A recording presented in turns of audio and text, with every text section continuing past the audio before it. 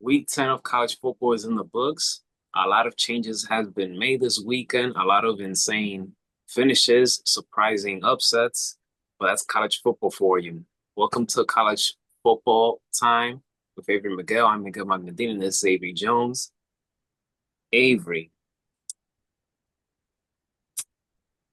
first things first, SMU, they beat my Miami Hurricanes, and this is the first AP top 10 victory since 1974.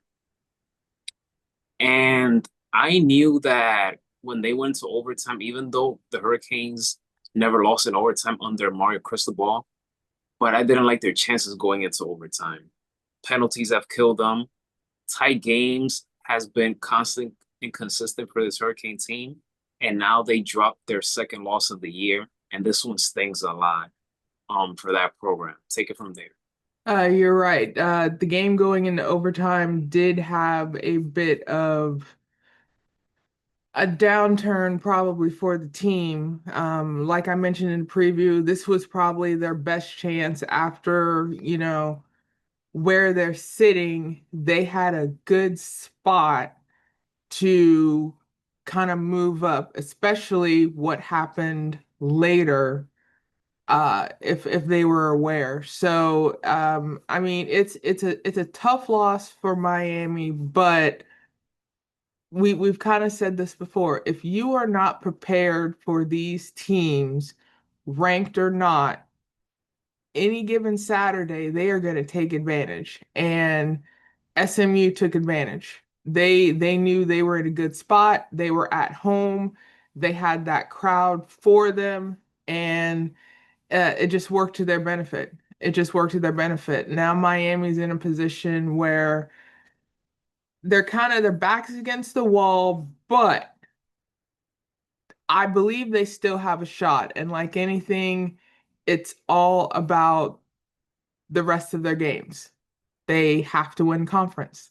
They have to win those games. And not only that, they have to win decisively with no questions asked. I'm talking at least, you know, two score touchdown victories. They have to let the committee know that they belong in that playoff by beating their opponents. The Hurricanes are 4-11 in November and December under Mario Cristobal. They are 24-7 in August all the way to October under him. And this is their first overtime loss under him because before this they were 3-0. The Hurricanes, these are the next upcoming games for them. And it won't get any easier. You have Syracuse, that's their next matchup. And Syracuse, shockingly, they lost to UNC. Yes, I thought we might mention it in our Yeah. honorable mentions. North Yep. Carolina got their first ACC win, so yes, definitely have to look out for Syracuse. I was shocked, but I was surprised, but I was impressed at the same time. So they have Syracuse their next game. Then they have NC State, which they Oh, and gave NC State Georgia upset. Tech, yep, Georgia Tech the first loss. Yeah, So they have Syracuse, NC State, Virginia Tech, and Pittsburgh.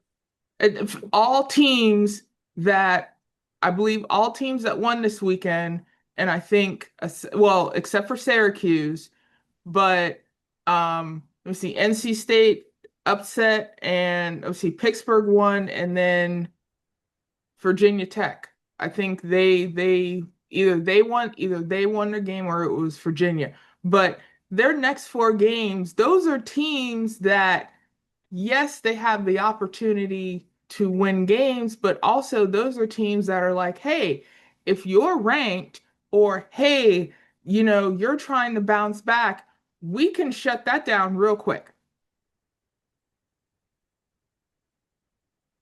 Miami, they had 12 penalties in this game. Penalties killed them. Offense killed them. We talked about last year, defense was the problem, and now is this offense and their turnovers. There's absolutely killing them. But as we know, the top 25. I was gonna say this to later on, but I can't help but resist but talk about the AP top 25. Ohio State, Indiana, Texas A&M, BYU are the only teams that remain undefeated. But Yes. for Miami, this is a team that they were a top five, and now they dropped all the way to number 18 in the top 25. Yes. So, but we're gonna go back to the AP poll. But to continue, Avery, like we said, Georgia Tech, first loss of the season came in the hands of NC State. Big win for NC State and their program. You have that, and Vandy almost came back from a 24-point Oh, deficit to yes. beat Texas. And this is one of those games that we Man. had it on our radar. But Avery, I will say that this is perhaps arguably the best Arch Manning's performance of his college career so far. Yes. And Texas offense looked great. They look great, but you if but at the same time, you can't be happy by that fourth quarter performance. Vandy No, put up 21 no. points and they almost came back. Yeah, and I was definitely hoping you would mention that because flip-flopping through the games, the game popped up, third quarter, Texas 31, Vanderbilt 13, I believe was the score. Even though in college football, even in any sport, even big leads, we know that can change. And sure enough, even though it's a heartbreaking loss for Vanderbilt, I think you gotta give Vanderbilt some credit there. They didn't give up even down by all those points. They're like, hey, we're gonna see what we can do. And then it was just one play at a time. They took advantage. Texas, while they upset Vanderbilt, it's almost like the Miami Hurricane issue. They can be up and then they forget that a football game is 60 minutes. So while Arch Manning had a very good showing Saturday, Texas, Texas is in the realm of kind of like Alabama has that issue too. You need to play a full game. You need to play a complete game. You need to, in part, same thing. Texas now shot up in the rankings too. They were ranked 20th prior to the game, and that win helped them greatly. But they you can't just dangle a carrot, in front of a rabbit and not think they're gonna try and get that carrot. You should not dangle, hope, in front of a college football team that are not just going to give up. That's the wonderful thing about not just college football, but college sports. There's a lot of heart in these young men, and they're not going to give up, and they're going to try their darndest, So Texas, in a way, got lucky because if that game went into overtime, I don't think they would have won, that being Texas. But, I definitely, a round of applause, at least for Vanderbilt. I mean, there was no give up in them. There was no give up in them, but the win for Texas is something that they needed. Yeah, Vandy definitely didn't give up. I admire their toughness, their tenacity to never quit. The first half it could have been better, but they had trouble tackling receivers. So if they would have played in the first half like the way the fourth quarter, we would have a different discussion. But a great effort on Vandy, even though they lost. Clemson continues to have their down spiral season. They lost to Duke 46-45. They have tied now for most home losses in a season, which is four in their school history. So 1970, 1975, 1998, and now 2025. Um, it's just been tough, for this Tigers program. It has, and again, no, Duke isn't a slouch football team. I know the ACC seems a bit um the bit of a ragtag group of teams, but any team in the ACC can beat you wherever they are. The fact that they lost at home, it just kind of shows you like what the season they're having.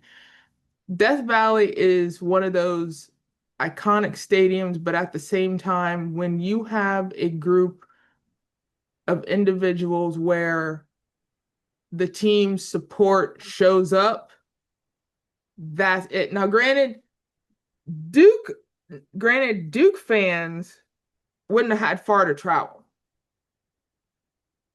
because it's only about maybe about 3 hours. I did the drive myself. I was in Shelby, North Carolina in April. Shelby to Durham is like 2 hours. Shelby to Columbia is like an hour. So Duke fans would have made that trip to at least support their team, but Clemson playing where they are, they should have taken the opportunity to use that game playing at home to bounce back. I mean, that was a high scoring game too. That was darn near, like a low scoring version of a college basketball game. So Clemson has to do like anything right now, have a winning record, it's still maybe a slim chance for a bowl game, but they need to do anything right now. And they can't they it's almost like you don't want a team, that's used to winning give up or have multiple chances to just give up. But I think Clemson, needs to try anything right now.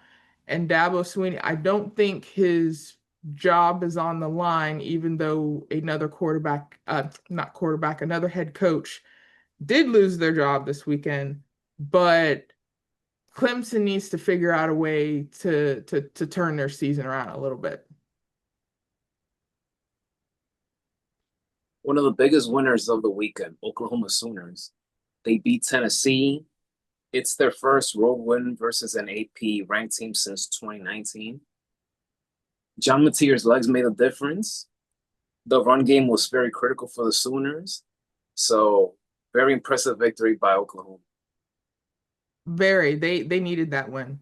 They needed that win. Tennessee, another tough place to play on the road, but Oklahoma, they just needed something and it worked to their favor.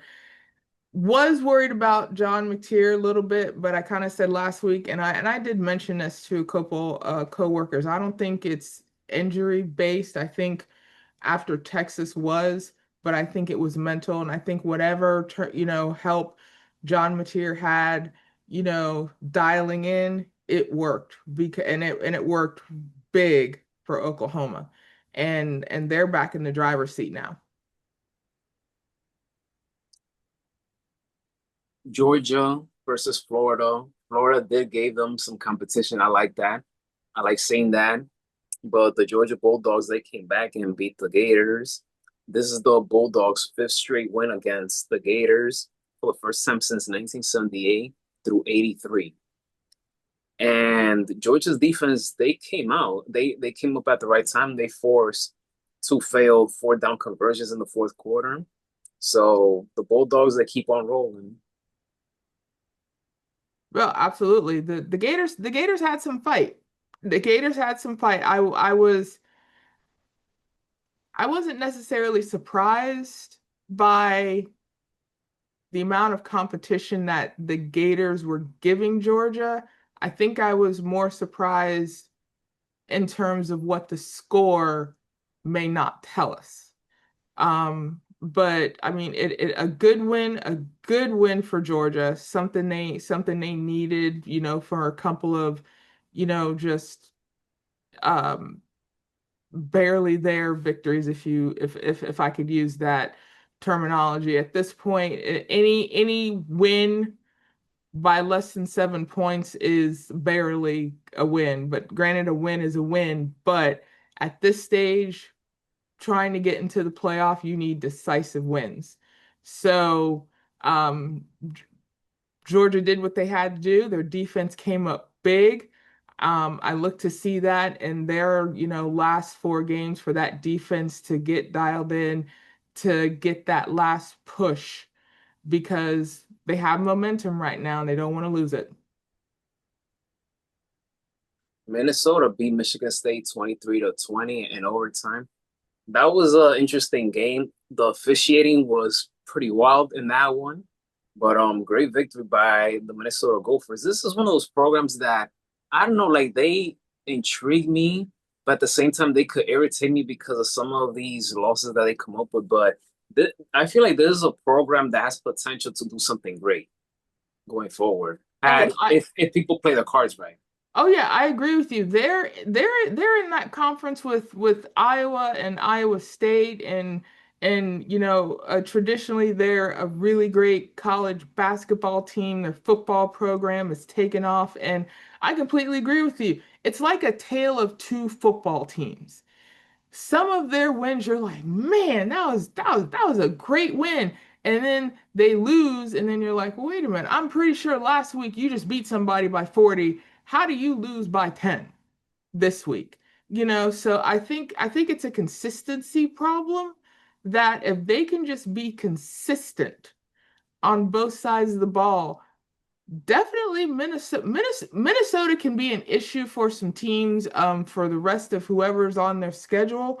But if Minnesota can figure out where to put the puzzle pieces to create a really great picture of a complete football team, look out for Minnesota, let's say in the next 2, 3 years. I hope so. I hope so. Because we love seeing different teams compete and make headlines. So I hope that happens for Minnesota. The firing continues, Avery. Hugh Freeze got fired by Auburn. Oh He yeah. went 6 for 16 in SEC play. That's under him. And this is gonna be the third time since 2020 that Auburn will look for a new head coach. That's a tough stretch. That's a tough stretch, especially in the SEC, because when you get a new coach coming in, you know that first year, if you can squeak out a bowl win with a new head coaching regime, that can work to their benefit. But Auburn's in a difficult position. They're in Alabama territory, but yet there are a lot of Auburn fans. But this one is the one that they thought this was going to come before Florida fired their head coach. So it's almost like, okay, finally they got it done. Now it'll be fine. That's not how it works. That's not how it works. You're firing your head coach in the middle of a season, even though you're thinking possibly there's some type of way to turn it around. Now your team is without an identity. Even if the interim coach is trying to put together something, there's no identity for that football team. So Auburn's just kind of there and saying, okay, we need another head coach in the past 5 years, but yet, what's the game plan? Like literally, what is the plan for Auburn? And that's one thing any head coaching any head coaching candidate, for that job needs to say, okay, this is the identity I want to bring to Auburn, and lay out the finer points and the game plan. And it needs to be something that is stuck with. And that means at least 5 years for a college program. And that's, freshman staying till senior year and maybe a fifth year, because that's when you can make adjustments. You have players there that want to play for the coaching staff, for themselves, for that particular head coach, whomever they hire.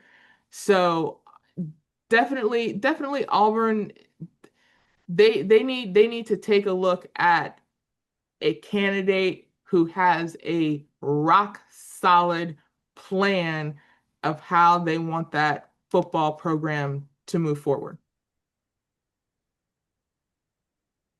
And to wrap it up, Avery, this is how the top 25 looks as of today, Monday.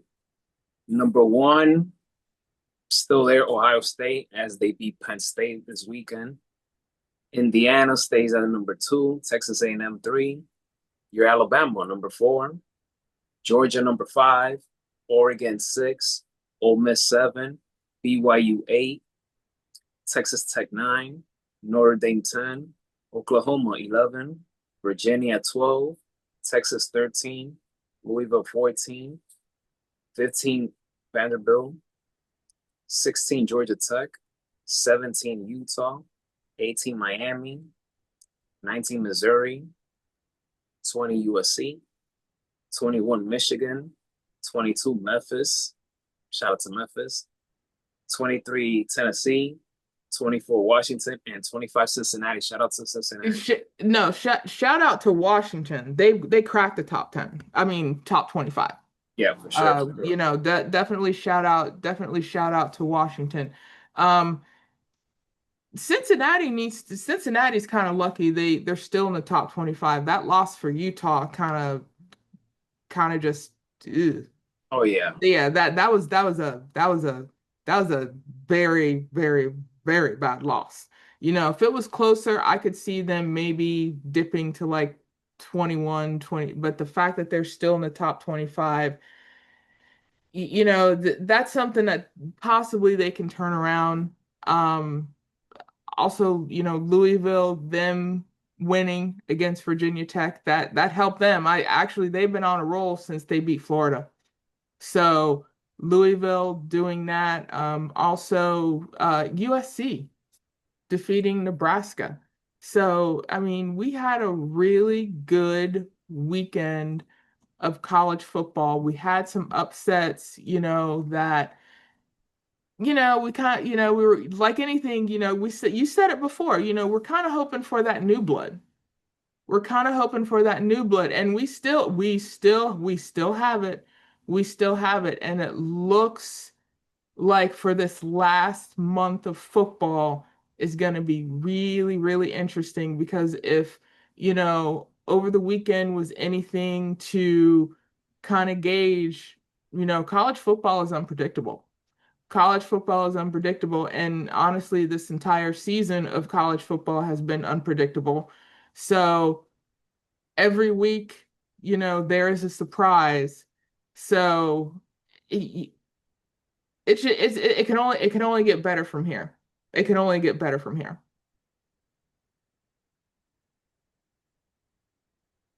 Yes, it will. Yes, it will. When we're entering a very interesting time in college football.